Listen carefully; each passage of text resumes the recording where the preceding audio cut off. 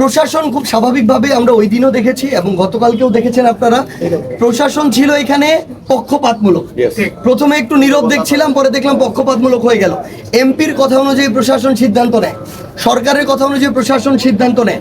আপনারা গতকালকে দেখেছেন যখন সর্বশেষ একটা মামলা দায়েরের জন্য আমার পার্টির আহ্বায়ক এবং দক্ষিণাঞ্চলের মুখ্য সংগঠক হাসনাত আবদুল্লাহরা একটা পুলিশ ফাঁড়িতে যায়, সেখানে আমাদেরকে, আমরা হয়তো সেখানে 100 জন ছিলাম, আমাদেরকে বাধা দেওয়ার জন্য পুলিশের বিভিন্ন ফোর্সের 500 জন ছিল।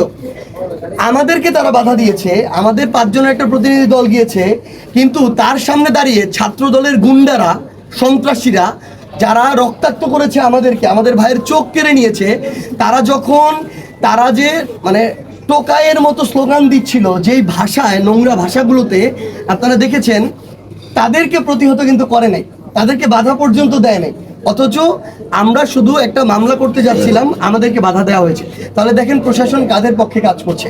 আমরা প্রশাসনকে আহ্বান করি, দয়া করে আপনারা আপনাদের পেশাদারিত্বটা আর বিক্রি করে দিয়েন না।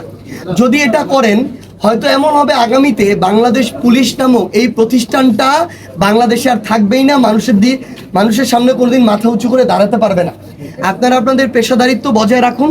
আর যদি রাজনীতি করতে চান, বিএনপি করতে চান, তাহলে পোশাক বাদ দিয়ে সরাসরি রাজনীতি